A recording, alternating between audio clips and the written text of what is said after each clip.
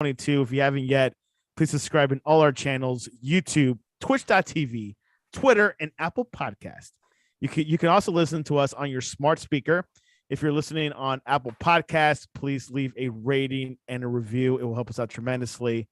And also visit our website, thesportscast.net, thesportscast.net, or our app, The Sportscast for iOS.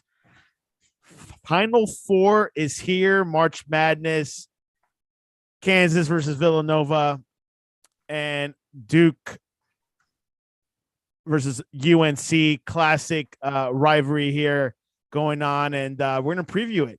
And tonight, our guest is Nicholas Hodell and Jeff Gignac. Welcome back to the Sportscast. Thank you for having me. Yeah, thanks so much for having me once again. And once again, I want to remind everyone, Nick Hodell is a broadcasting major at Arizona State University. College basketball is his specialty. He does also do NASCAR, I believe, but he's going to preview these next upcoming games this weekend. March Madness. It's the alma mater of the Gronkowski, isn't it? One or more of them. Didn't Robert go there? Somebody fact check me. Did Rob Gronkowski go to ASU? I don't know about that, but we have Matt Berry within our long list of famous alums of the Cronkite School. Al Michaels went here. So many fantastic names throughout the journalism industry, not just sports, but also in news as well. Well, there you have it, Jeff. Nice. Which I do listen to his podcast, Matt Berry, and very, very talented and probably worth a lot of money with all those winnings he's had. All right. Before we get into the preview, Jeff, I think I met him once. Where? I think I met him once.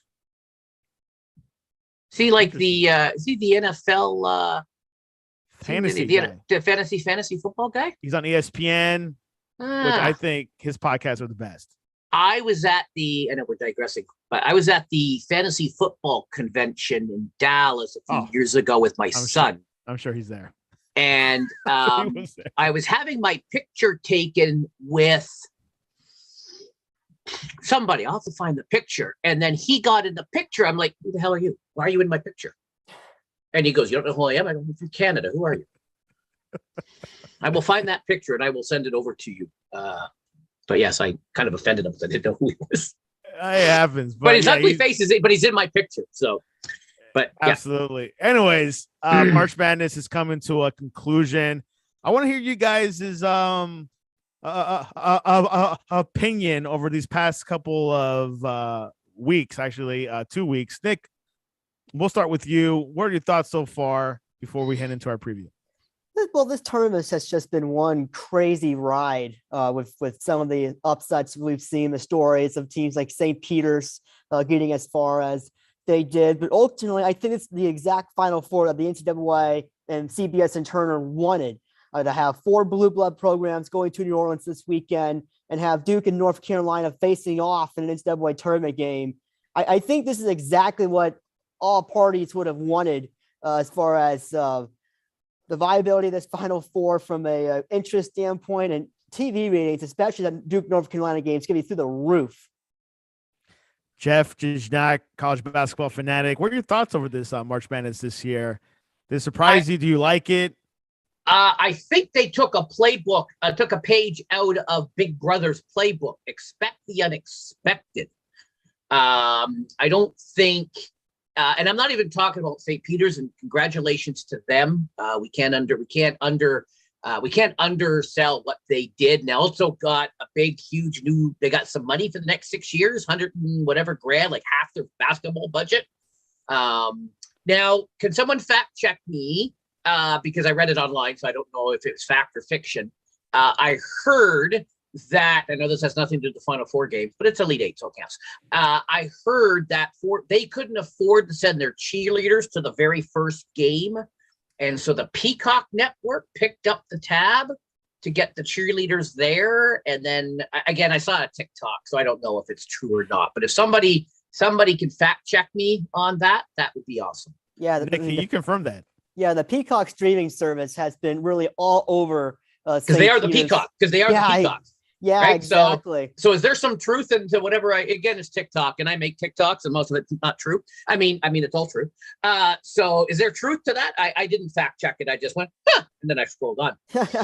There absolutely is. Okay, good. Yeah, Good. I mean, good for them. I mean, they've really been all over Mhm. that, and they did a lot of stuff on the St. Peter's campus as well, Oh, good. with different signage and stuff. So yeah, everything that that was probably as far as like other companies benefiting from other teams advancing as far. I mean, Peacock has absolutely nailed it. Yeah, that's good. And you know what? And I think they gave the students a free month or free 6 months or a free X period of time. Again, it doesn't cost them anything. It doesn't really cost them. It's their bandwidth. It costs them some technology, but it's not like they're out of pocket much money, right? So Amazon Web Service fees where they store all their data. And it gives them more data to crunch and stuff. So good for them. But yeah, no, I think they took a playbook. Everyone took a playbook out of just when you thought, oh, this team is good, and then another team, and UNC was 8. Did you think they were going to get to the Final Four? Yes, you can probably, most people probably had Duke in their Final Four, or at least wherever, and most people had whatever Villanova and Kansas and whatnot. But right, I believed it. I did double check, glance around a little bit. Can't believe this is the first time they've ever met in the tournament. I know we're going to talk about them second, Duke and UNC, but yeah. Which will segue to the segment number 2, Villanova versus number 1 Kansas. Kansas, the only number 1 team that made it to this round of March Madness. Great run. They beat Texas Southern, Creighton, Providence, and Miami. No, actually, sorry, Kansas did that. Villanova, yeah, Kansas did that. Sorry about that. Villanova, also number 2, made it to this. Nick, I want to start with you. What are your thoughts over this matchup? Well, I think the biggest thing to really look for is what Kansas has been able to do. Because there's a guy actually transferred there from Arizona State, Remy Martin. And for a while, he was really injured and didn't get too much time. But what he has done in this March is he has really exploded for this team. And it's given Kansas a viable option off the bench. And that is so valuable, not just to this Kansas team getting to New Orleans, but in this particular matchup in New Orleans as well. Villanova is not a deep team. And the fact that they ended up losing Justin Moore with a torn Achilles, they really only have 5 guys now that they really rely on for playing time. They're going to have to rely on someone else who hasn't really had too much playing time to step in. But I think it's ultimately going to hurt Villanova in that they don't have that depth. And just imagine now you have a Villanova team who normally runs 5-6 guys, probably going to be forced to 5 against a Kansas team who, when they have so many good options off the bench, Martin and also Mitch Lightfoot to mention there as well. Kansas is a little bit of a faster tempo team. It could be a long night for Villanova if they are not able to control that tempo. If Kansas controls the tempo, I really would imagine that Kansas would be able to take this game. Kansas has a reliable guard, All-American Ochai Agabawi, and a big man McCormick. Favorites to win this matchup. Jeff, what are your thoughts? Does Villanova have a shot, or you're going to go with Kansas? You know what? I'm going Kansas, but I think it's going to be close. I think it's going to be closer. I think this tournament. I think we've proven that expect the unexpected. So I think Villanova actually has a shot at winning. I think somebody is going to step up, or maybe 2 people will step up and just and just shock them. I'm still picking Kansas, but I would not be surprised. Didn't I say that I wouldn't be surprised if Houston won? But didn't I pick whoever they beat? But then I say, don't count them out. Right? I think this year we can't assume anything anymore. I think other than Duke winning, I don't think we can assume that Kansas is going to be like, look at the UNC game. It by what, halftime it was whatever. I don't think it's going to be like that. I think it's going to be close. I think Kansas will ultimately pull away because of the bench depth. But I think somebody's going to step up that we aren't expecting. A name we don't know that we will be talking about on Sunday, and everyone's going to be Googling this kid to see who the hell he is. And to add on to that point too, if Villanova is able to stay close in this game, this is a historically elite free throw shooting team, shooting 83%. That's a number we've never seen in college basketball for a single season, ever. And so Villanova from the line can be incredibly deadly. And if Villanova just finds a way, hang around, maybe have a lead in the final minute or so, that might be very dangerous. Yeah, that was something that I was going to say. I asked you guys: is the free throw factor could it come into play? You think, Jeff, or you think, hey, if like Nicholas said, Kansas could not prevent, if they can keep it close, if they can keep it close, I think that it will come down to could come down to free throws. I think I agree with that. Interesting. It all again, like he said, like Nicholas said, they got to control the tempo. They can't let the game get away from them early. If they get down early, it may be a long night. I don't know if they can crawl themselves back, but you know what? They made it this far, so anything could happen. Expect the unexpected. Yeah, it's on CBS. It's on CBS. Expect the unexpected. They're pulling. they're pulling it from their other famous franchise, Big Brother. Expect the unexpected. Well, these games are on TBS this year, but it's still kind of the same way. I mean, there is a CBS broadcast crew there, so there's some partial truth to that. I'm from Canada, so it's always on TSN up here. So I don't, when there's what's the other one? True T? I don't even know what that is. But I put on TSN and there's the games, so I'm happy. So so I just assumed they'd be on the main network, but I guess I assumed wrong. Nick, what was the best game Kansas played this far in this tournament? If there's a best game, and really by best game, probably more of a best half, it would have to be that second half against Miami. I mean, that Miami team they really kept up with Kansas, and it was a struggle for the Jayhawks.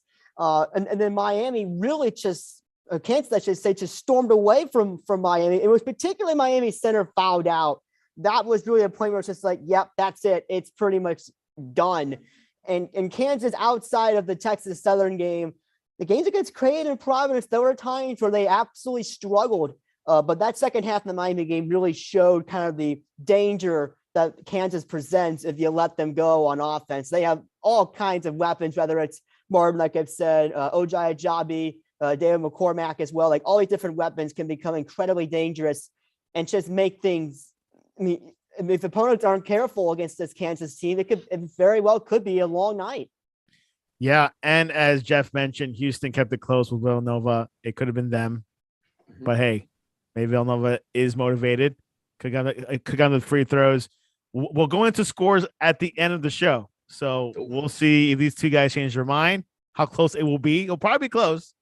When you're at this stage of the tournament, things don't get easy. They get a little bit difficult. All right, let's go to probably the most high-rated game, according to Jeff and Nick. Number 2, Duke versus number 8, North Carolina, state rival. It goes way back in the day. Duke, they beat St. Peter's, Coach K's last dance.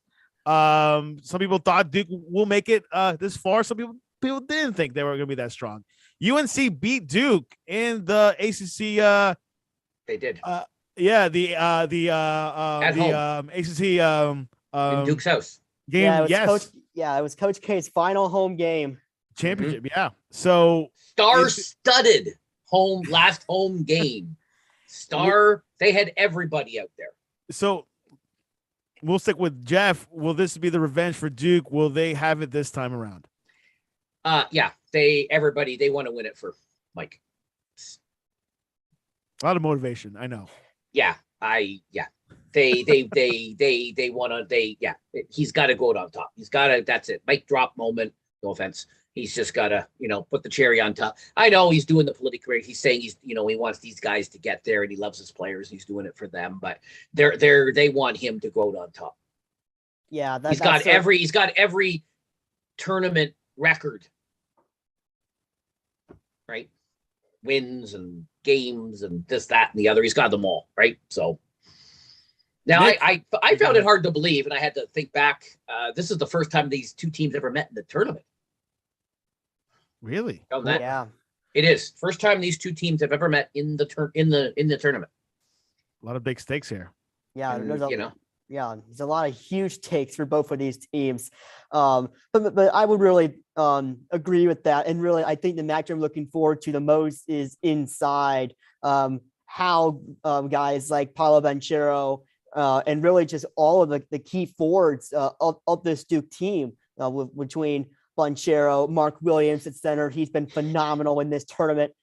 How are they all going to deal with North Carolina inside, and particularly Armando Bacot? Bacot has been phenomenal in this NCAA tournament. And I really believe that how Duke deals with him is going to be a key part of this.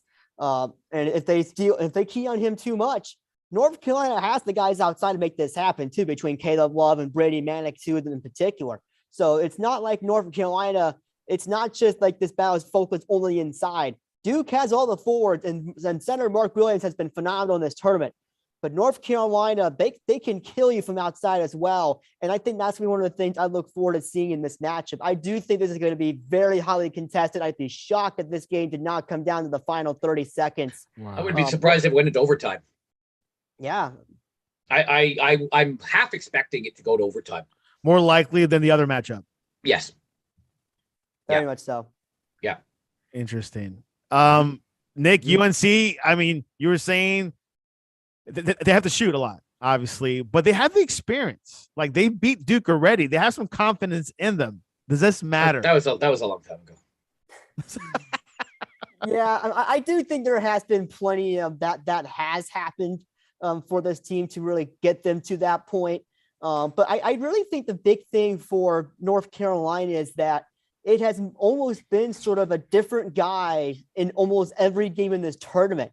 In the second round against Baylor, you had RJ Davis really doing his work, and he had Brady Manick before he got ejected. He was on 26 points, and that was midway through the second half. He was really doing phenomenal.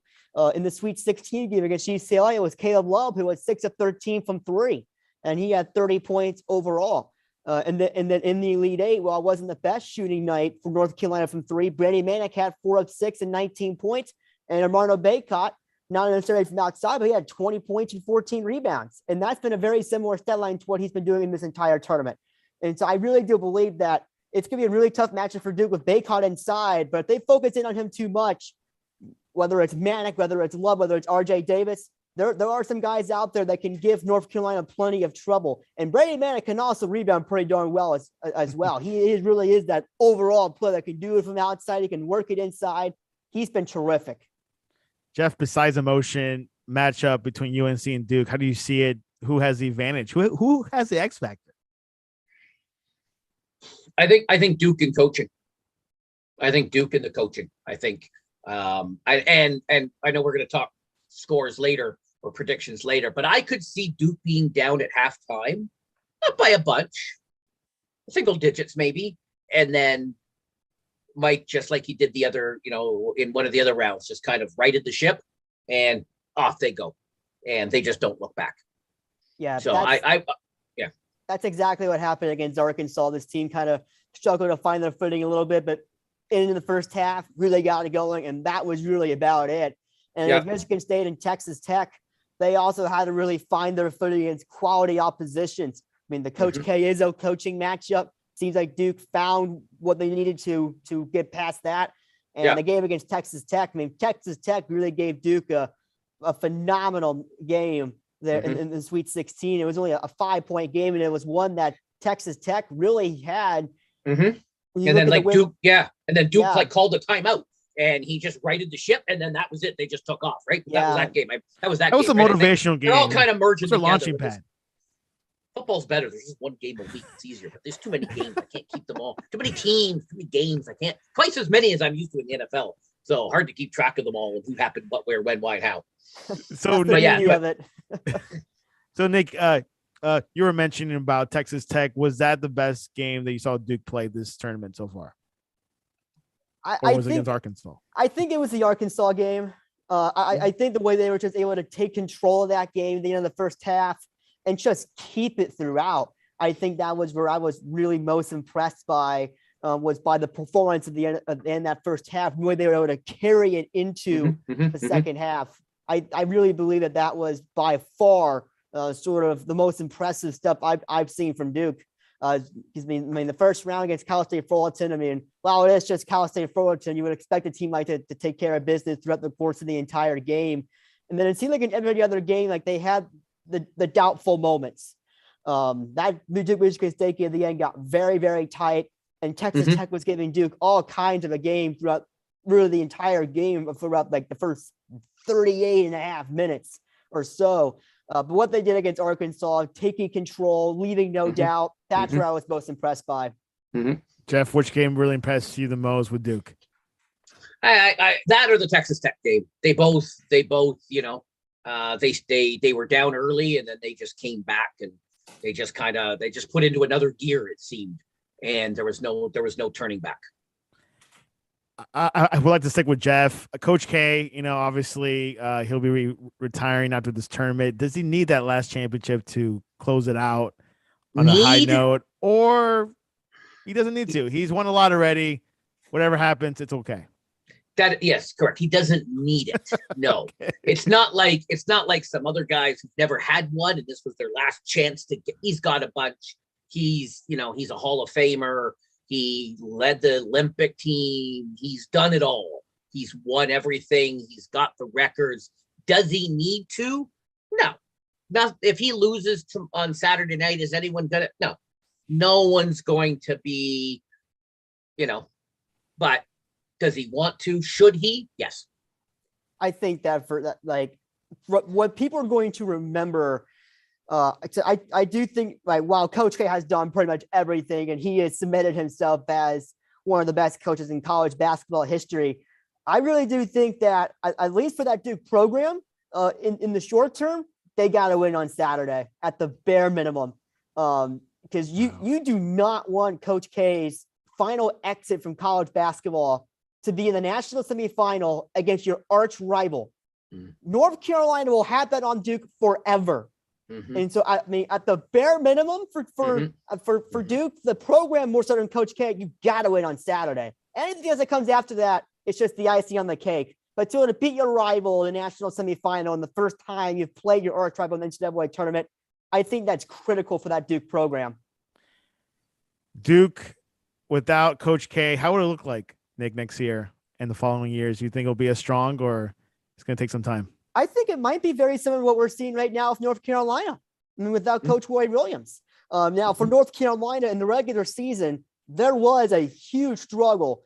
But the way North Carolina was able to really rally around, get things together, what Coach Hubert Davis has done has been phenomenal over the last month and a half or so. And I do believe that we may be seeing something similar with Duke. I think that they'll be able to still recruit the guys that they want to get. And if they're able to do that, I still think we'll see some very similar things. Jeff? Yeah, the year or so, because we see it in other sports where the coach leaves, but the infrastructure is there, and the next guy that comes in, wins, but not necessarily because of him, but because the infrastructure is there.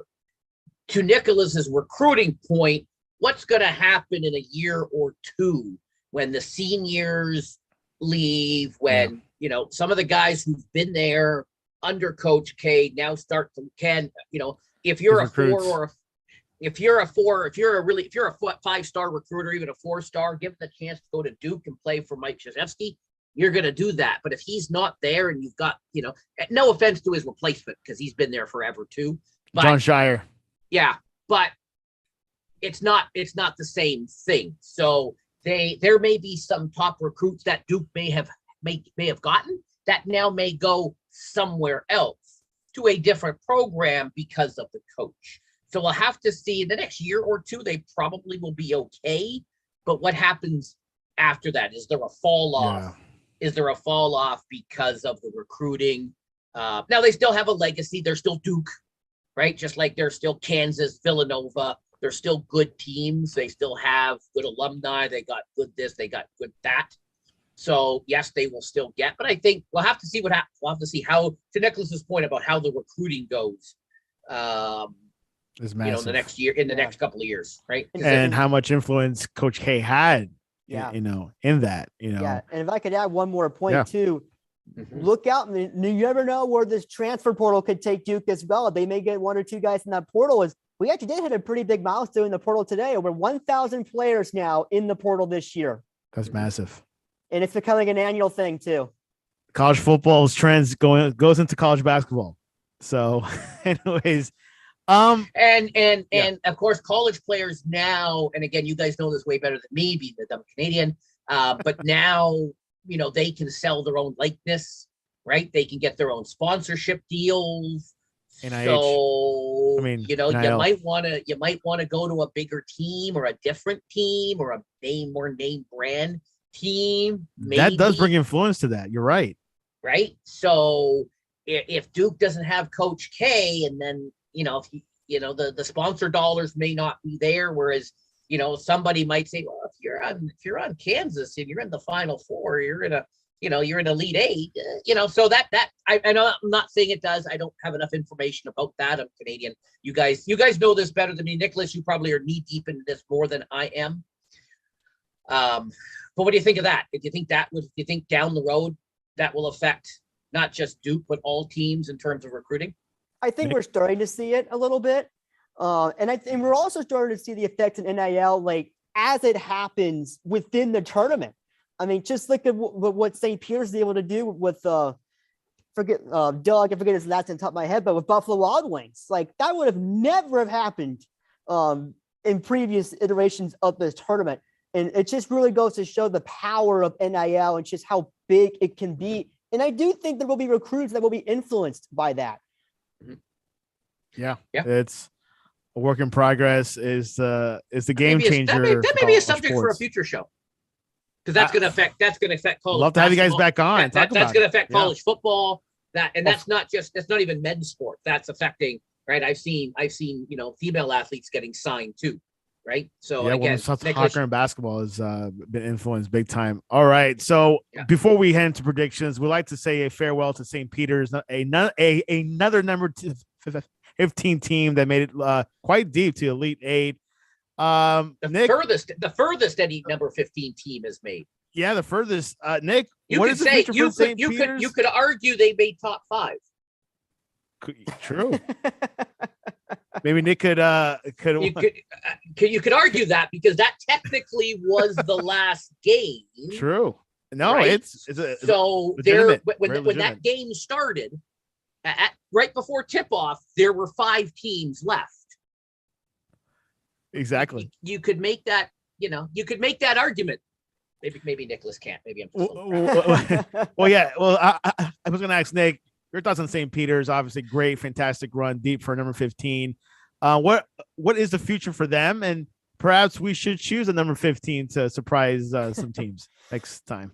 Yeah, I mean, as much as fans will, as college basketball gurus will recall some of the major Cinderella runs, like the 85 Villanova team that won the national championship, the 83 NC State team that did the same thing, the 2011 VCU team that was the first to go from the first to the Final Four. I really do believe the St. Peter's team is the greatest Cinderella that this tournament has ever seen. Their story of a program that has so limited funding, even compared to the rest of their schools in their conference, and the limitation that program had, and for them to really go out and beat the teams that they beat. Kentucky is a historical college basketball program and a team that many people were taking to the Final Four. Murray State, fantastic mid-major in its own right. Purdue's another fantastic program. Like, the teams they beat were all really, really good teams. And the poise and confidence that they showed and just the basketball plays that they ran to beat these teams, it was unlike anything we've ever seen, even as the Cinderella is becoming more and more common within the NCAA tournament. I do believe that what this St. Peter's team did is definitely up there as far as the greatest Cinderellas of all time in this tournament's concerned. I would say for sure the greatest within the 2000s, 100% hands down. And top 5, would you consider them this year?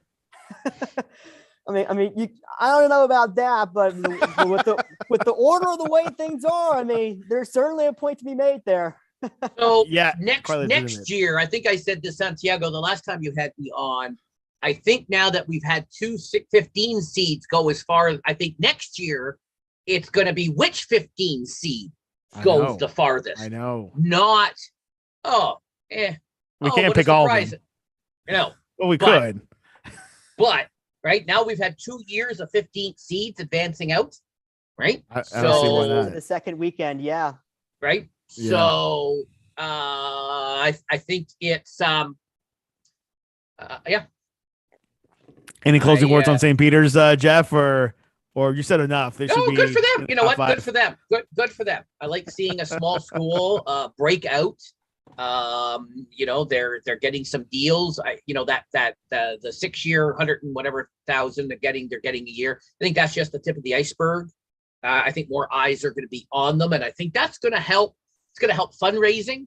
It's going to help all the sports, not just men's basketball. I know the men's sports get all the attention, but I think if there are other, and I don't know enough about their program, but I assume that they have some very talented people in other, whether it's track and field, whether it's volleyball.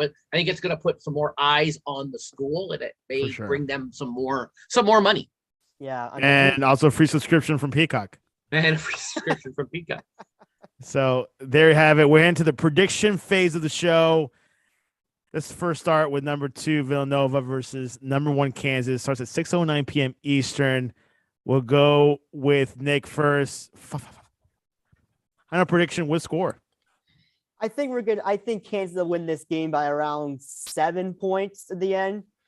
Free throws may shave into that a little bit, but I just think this Kansas is just a bit deeper than Villanova, and I do think that's going to matter at the end of the day. Jeff, Gignac, Villanova versus number 1 Kansas. I can't go against Kansas because I really want a Kansas Duke final. I think it's going to go into overtime. That's my prediction. That's my bold prediction. Oh wait, that's a different show and a different network. That's my bold prediction. The game's going to go into overtime, and Kansas is going to win it by 2 or 3. So they're going to have the lead. It's going to come down. Last shot. It's not going to quite do it. And that's it. Number 2 Duke versus number 8 North Carolina. Rivals. Coach K wants this bad. Never faced each Duke's other. Duke's going to win by 150. It's going to be a shutout. It's going to be the first shutout ever in basketball history. Has there ever been a shutout in basketball history? Basketball Encyclopedia. It's right behind you. Well, go ahead, Jeff. Continue. I mean, you're on the roll right now. No, I think they'll be down at half. Like I said, I think they'll be down at half, and then I think they're going to then just pull away. I think they're just going to pull away in the second half, and they're going to win. Probably for TV, I hope it's close because there'll be more eyeballs on it. But it's starting at 9 something Eastern, 8:49 Eastern. Close enough. On the dot, right, Nick? Close enough. Whatever. Close enough. So. It's going to be late enough. So, but I don't think it's going to go overtime. I think Duke by at least 10.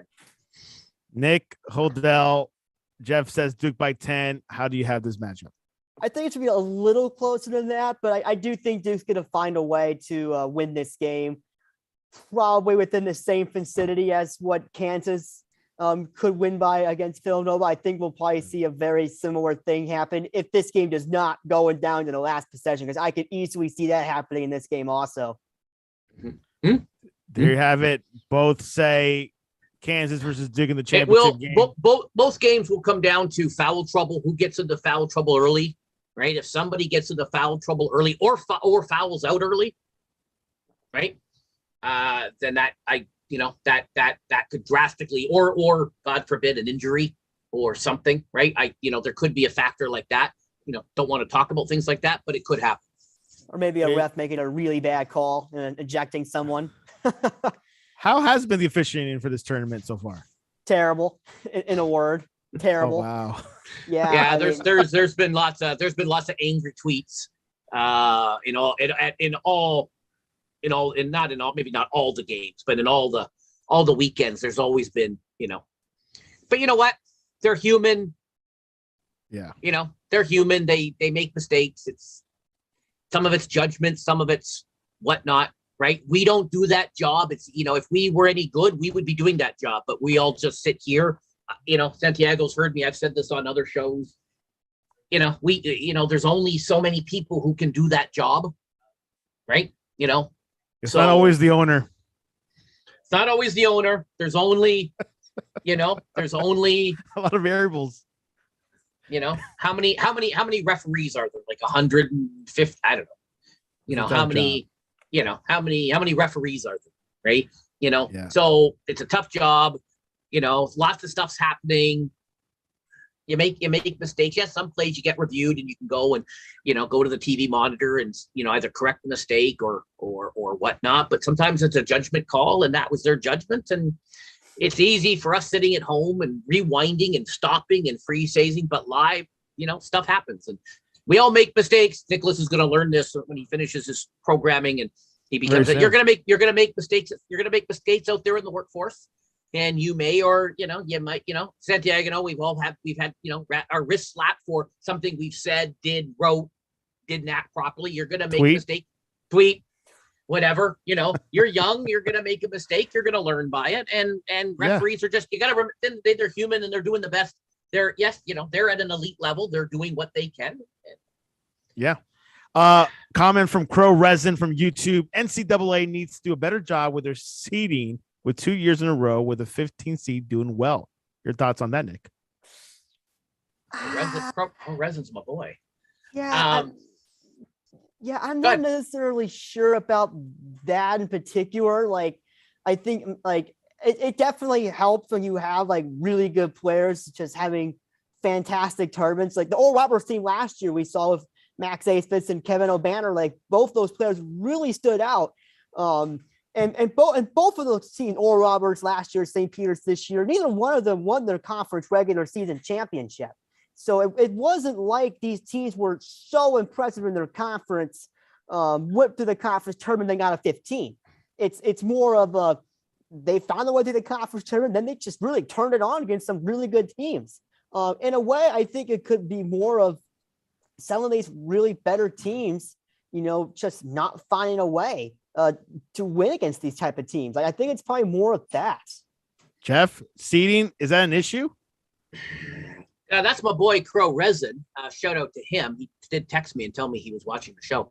So thank you for the comment. You can make I see his point. You can make an argument that if St. Peter's had lost in the first or second round, it would have been a different game against North Carolina, because that game was it ever close except that tip off?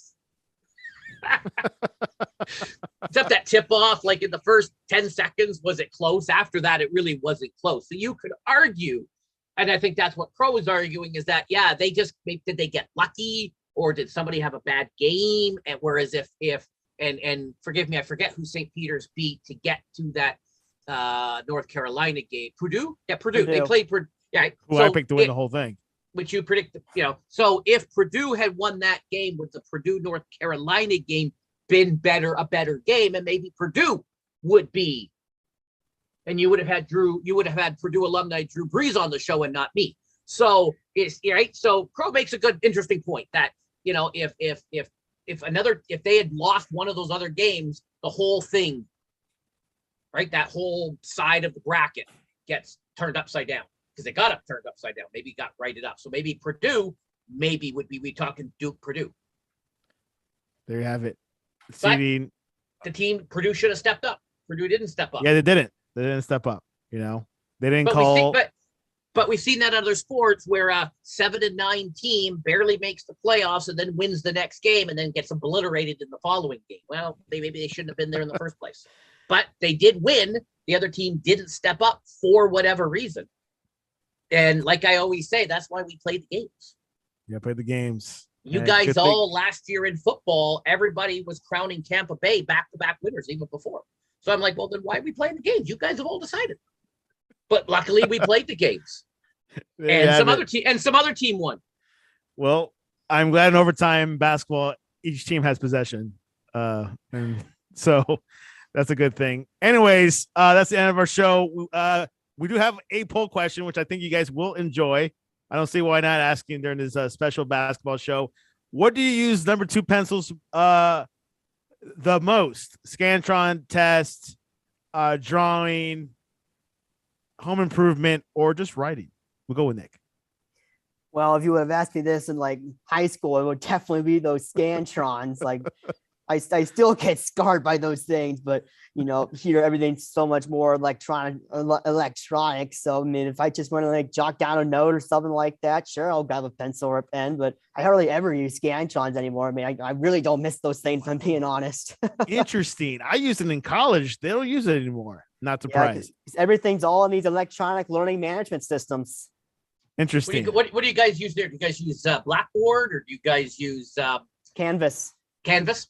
Yeah, it's actually a funny stories of like right before they were when I was doing all my visits like the year before I was slated to come out here, they were in the transition from Blackboard to Canvas. Mm-hmm. Jeff, so what been around you guys for a while. What people don't know is I used to teach at college here in Canada, so I know all about when I first started teaching back in 2000. I used to all our multiple choice and things were on the Scantron, so I could mark because I was too lazy and I didn't want to read through shit and I didn't want to mark stuff. So and then as soon as we got Blackboard, as soon as I was able to go to electronic marking, it's so great. They just click. My son's in college. They use something else. Sierra? No, say some start with an S. So they use something else, but again, it's like Canvas. It's like Blackboard. They're all basically the same. But you can right away, you got your mark right away, and it may or may not, depending on the quiz, tell you what you got right, what you got wrong. Nicholas, I don't know how your instructor set up the results, or if you get them right away, or if you got to wait till it's done. Instructor is a robot. Various things. The testing is a robot. The instructor probably is not. Although that would be kind of cool. You never know. That would be kind of cool. To answer the original question, I don't know the last time I used a pencil. I know. For those of you that don't know, and my boy Crow Resin can tell you in the chat, I was on a reality TV show back in the day. So that tells you a lot about when I would use a pencil for construction. I don't know the last time I don't even know if we have a pencil. I don't even know if we have pencils in the house. I was going to ask you, do you own a pencil? I don't know if I actually have a. There's probably, because we're hoarders, there is probably pencil crayons. Actually, that's not true. Up here, I do have some because I got for my dad and my parents the little adult coloring, the adult coloring stuff. So I have done those with my parents. For those of you that don't know, my parents have moved into long-term care. So I spend a lot of time with them. And so we do some coloring and we do some puzzles and we do other things just to pass the time. So I do have coloring pencils for coloring, the adult coloring books. But a number two, and I may have, if you put a gun to my head, Santiago, and I'm looking, this is my office right here. I may actually have a mechanical pencil. That's not awesome. Your question. That's not your question because that's not a number two. Well, mechanical pencils could be number two, because number two it is the lead. It is. So funny story. And Nicholas, you would relate to this. I'm not sure how old you are, but I think you're the same vintage as my son. We were at my parents' house, and those of you like Crow and others who've seen me live stream from there, we were going through and we were digging through, and my son found a box with some old pencils in it. And I said, this is a real pencil with real lead, not the carbonite, not the stuff that you find in a pencil today. Back in my day, they were actually lead that were in the pencils that we used to use back in the 70s when I was a kid. And we found some. He's like, this is like the stuff they banned because it like kills you. Yes. You want it? So yes, he actually found some old. So Nicholas, if you ask your grandparents, they probably have, or if they probably have, or some older people like that, they probably have some old real lead pencils around, not the new stuff that they're using in the carbonite or whatever. I don't know what it is now. Fake lead. Okay, so I guess you can't answer the question. So I can't answer the question because I don't know if I have a pencil, but I will. If I find a pencil, I will tweet you. Okay. But I may have a mechanical pencil. And my son has a pen that erases, and the only time you would use erasable pens. He's got an erasable pen that he uses. When he has to make notes, he types everything because he's probably the same vintage or thereabouts as Nicholas. Yeah, and Nick is what, 21, right? 21, 21, yeah. 21 all right, years so old. my producer is going to be 21 in June. Nice. I have my own in-house NFL producer, so he's 21. My other son is 19. They use mechanical erasable pens. What is the legal drinking age in Canada? It is 19. Okay, young, yeah. It is. Where I am is 19. There's a couple of places that it's 18, but for the most part, it's 19 here. And so when my son turned 19 2 weeks ago, we went to the VIP movie, and he got his beer, and we watched that horrible movie with Uncharted. Sorry, we watched Uncharted, and he had a beer, and he sat there in the VIP seats, and because he was legal, so he could. He went on his actual birthday, and so nice. Yeah. All right. So, well, yeah. But yeah, so I don't. So yeah, so we and the only time in elementary school we ever used pencils would have been for math, and I always did them in pen because I never made mistakes. So well, there you have it. Home Improvement is winning by 50%. Scantron test and drawing at 17, writing at 16%. I'm surprised Santiago even knows about Scantron, Nicholas. Hey, I used them back in college about 10 years ago. So those were it. But I guess now you use your phones or iPads to take a test. I don't know. All right. You do. Nick, everything is moving mobile. Everything is moving mobile. My son's 19. He's in college. He does everything on his phone. You probably do. You probably use a lot of it, right, Nicholas? Your phone for a lot of it. Oh yeah, absolutely. Okay. You probably have to do a lot of writing, being the major you're in. So you probably do that on the laptop. But yeah, there you have it. Well, Nick, what is the best way to reach you online to chat you about the March Madness tournament and also your podcast? Yeah, so people can follow me on Twitter at Hodell Sports. It's probably some of the best ways to get my reactions to the games as they happen, and just in other sports as well. So that's probably the best way for me personally. For the podcast, you can follow the podcast on Twitter at College Bonanza and on TikTok. That's something we've done the last few days. Yes. No way. Yeah, so you can follow us there on TikTok as well at College Bonanza. Myself, Dominic Stern, Dom Contini will all be pumping out some content throughout the course of this next week and throughout the off season, because the transfer portal does what it does and has so many really good players in there as well. Plenty of content over there as well throughout the next several months. Crow Resin says, great show, guys. Love your insights. Jeff, you have a TikTok, but what is the best way to reach you online? We need Santiago to do this. This is my name. This is my age. This is what I do. We need Santiago to do one of those TikToks, Nicholas. We need to work on him on one of those, those annoying ones. Hey, if College Bonanza's on him, why not the Sportscast, right? So exactly. This is how you can reach me. I'm here everywhere. I love the hate. I love the messages I get. I get the DM. My DMs are open, so anybody can message me and tell me all the places I was wrong. I love hearing from fans and people telling me when I'm wrong. I love the trolls. So it's awesome. So yeah, it's the best way of reaching me. Yeah, Jeff Jack. Nick, who is the best team of the NFC East? If you do follow NFL, but if you do, who do you think is the best team in the NFC East right now? Well, I mean, as long as the Cowboys keep doing what they're doing, they're going to be one of those teams that just ends up find a way to be the best in the division, and then somehow when playoff time comes around, I don't know. Perfect. Well, at least you got one part that. All right, I'm gonna go follow him now if I can remember what he said. I'm gonna have to rewatch the show so I can. As of right now, the Cowboys are looking the best. Washington, New York, and Philadelphia are not doing enough to catch up with the Cowboys. But anyways, you can reach us at the Sportscast1 on Twitter or thesportscast.net. And tomorrow, Jersey Boys Sports Talk, they'll be talking about Tyreek Hill and how he is a better player than Kelsey for some reason. And Byron Jones has a mock draft being released tonight. He'll talk about it tomorrow. And of course, we'll be continuing NFL free agency, NFL draft in a month from now. Looking forward to it. To the day. Till the day. College basketball this weekend. USA versus Costa Rica tonight. World Cup qualifying. Anyways, gentlemen, thanks for coming on to the Sportscast. We already qualified. Just saying. Nicholas, I gotta represent. The country. First time since 1986. Unbelievable. All right. Well, thanks, Nick, for coming. And I noticed, I noticed I send you things about that. And you never retweet them. I know. Well, he just likes them. He doesn't retweet any of my all Canada Pro comments. Not one mention of the Grey Cup in his daily newsletter. Just saying. One day.